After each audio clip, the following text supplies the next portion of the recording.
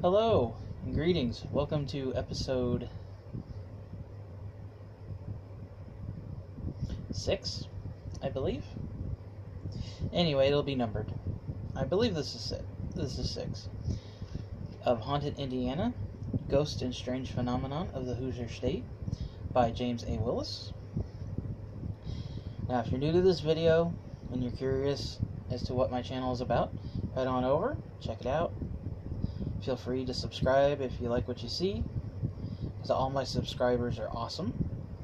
Or, if you've been subscribed to me and you missed a video, please head on over, check out my videos.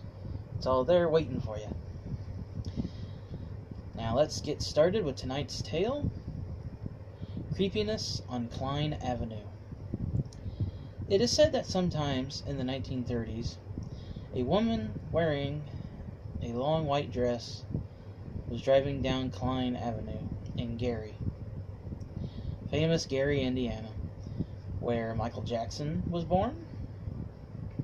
And that, I don't know if you guys remember or ever watched Ghost Adventures, because I know this was on the news a couple years ago, where there was a possession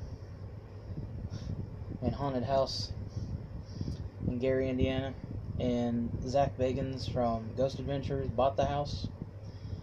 Well, he was supposed to have done a special about the house when he bought it, but he never did, so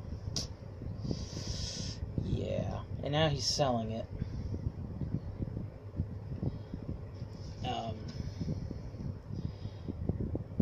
With several of her children in the car with her, as she approached the intersection of Cline and 5th Avenues.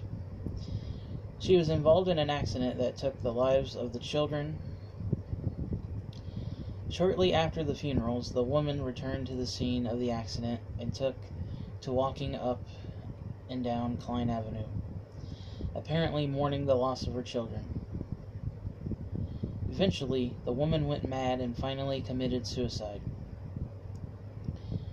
There are those who claim that on certain nights, the woman's ghost wearing the long white dress returns to the scene of the accident and wanders up and down Cline Avenue in search of her children. Others do not see the strange woman, but have reported hearing disembodied moaning and crying. A second version of the story exists. In this one, the woman gets in the witness's car. According to this story, there once was a beautiful young woman who fell in love with a man of whom her family didn't approve. I know that story all too well. So the couple often met in secret down near the banks of Calumet River.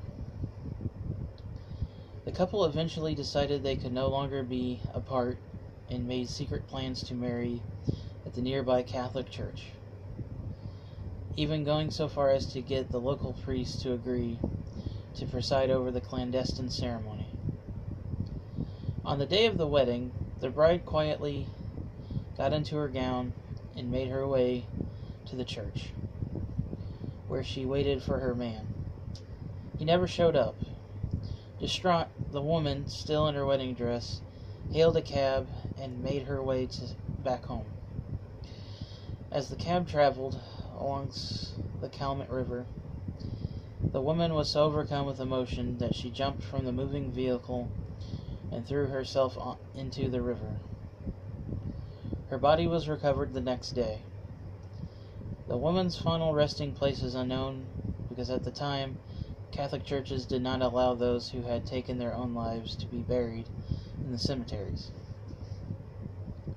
Perhaps this is why the ghost of the young woman returns to the spot where she chooses to end her young life, sometimes even hailing a cab in a futile attempt to return home one last time. And that is it for this episode. If you've liked what you've heard, please give this video a like.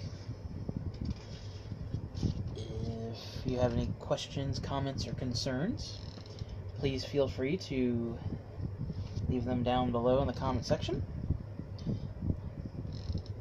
And I will get back to you as soon as I possibly can. And I will catch you guys later. And thank you for listening. Thank you for watching. I will see you guys later.